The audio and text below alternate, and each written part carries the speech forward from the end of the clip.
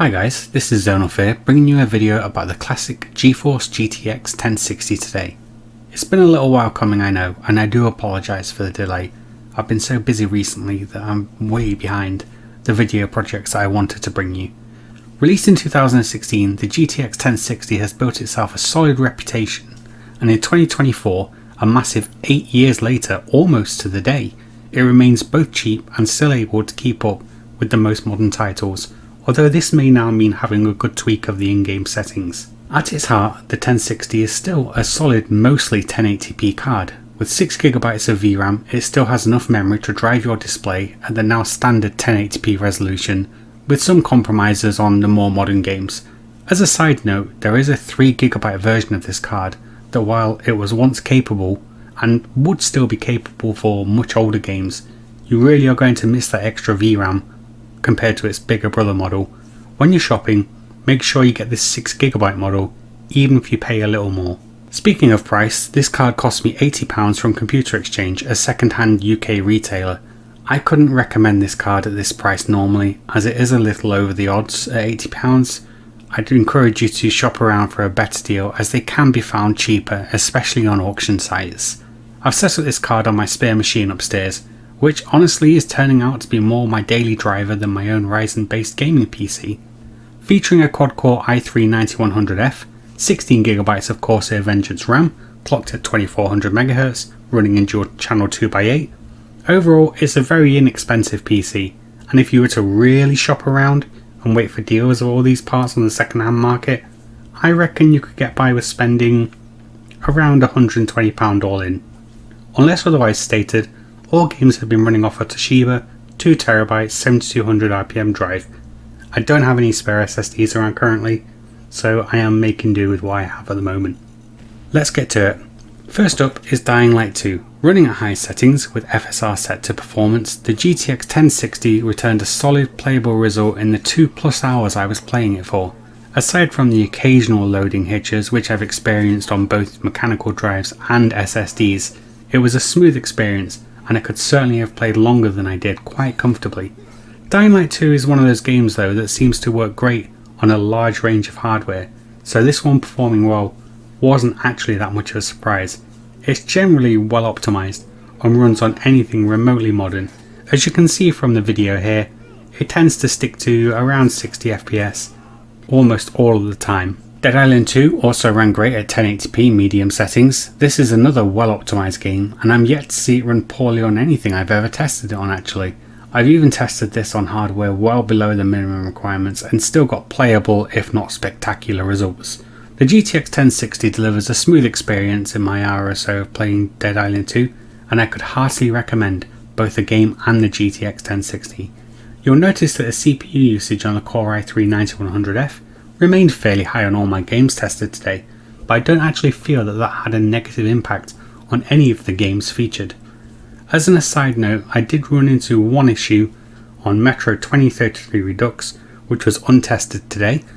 At high settings, the GTX 1060 couldn't seem to deliver a stable frame rate, which was a little strange, and maybe something I'll check out in another video. But Dead Island 2 ran pretty fantastic at 1080p medium settings. You could easily play this from start to finish and not have a single problem on this combination of hardware. Up next is Fallout 4. This is with the new next-gen updates installed, and overall it was a really solid experience. Running at 1080p high settings, you can see playable performance right the way through, with some very minor dips here and there. Overall the 1060 performed fantastic on next-gen Fallout 4, and once again I have no real issues to report of during my testing with the game. There were some moderate dips around Diamond City which did see the frame rate drop into the 40s after reviewing the footage, but that isn't uncommon, especially with more budget cards like this one is, but they didn't feel significant enough to take away from my enjoyment of the game.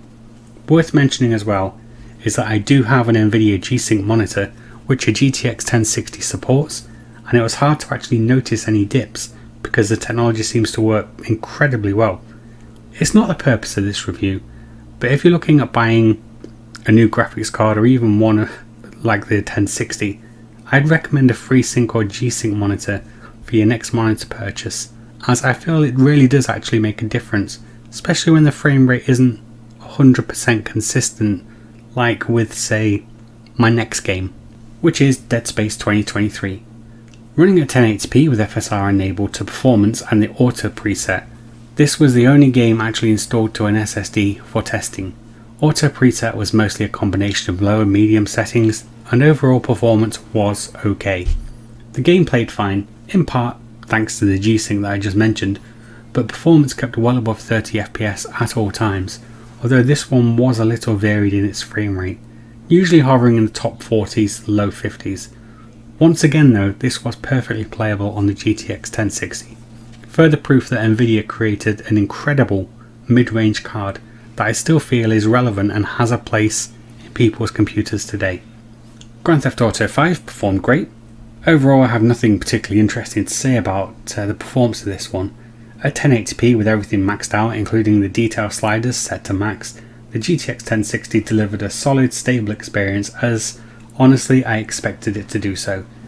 GTA 5 runs well enough on most things, but can be quite intensive when you start dialing up settings. But here, at everything set to high, and driving through the downtown areas, the GTX 1060 didn't even skip a beat.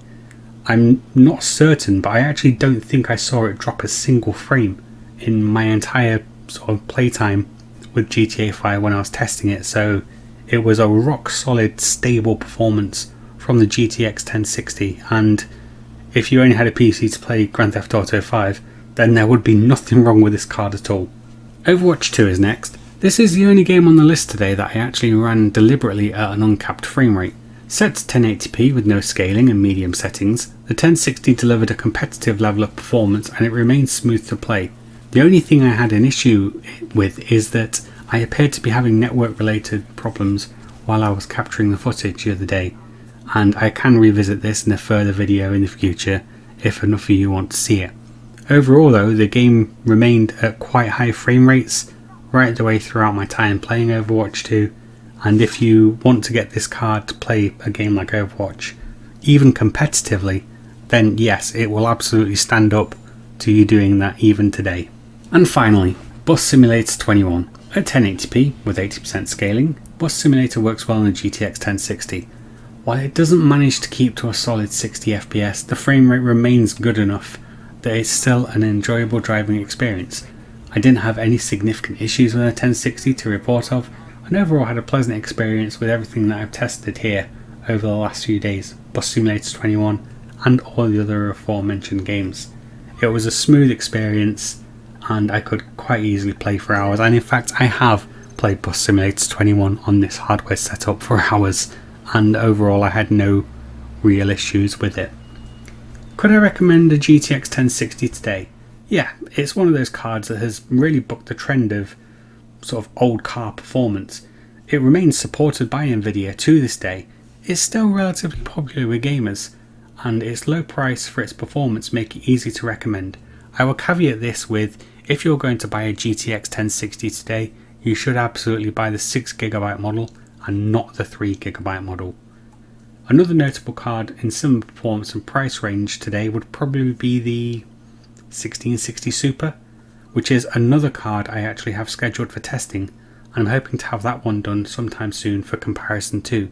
Maybe a GTX 1060 and 1660 Super sort of face-off video is something that I can do in the future perhaps if there's enough interest for it.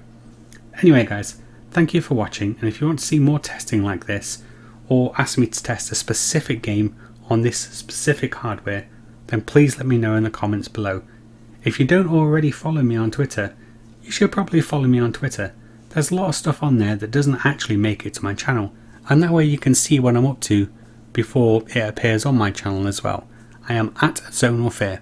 Until next time guys, take care, bye bye.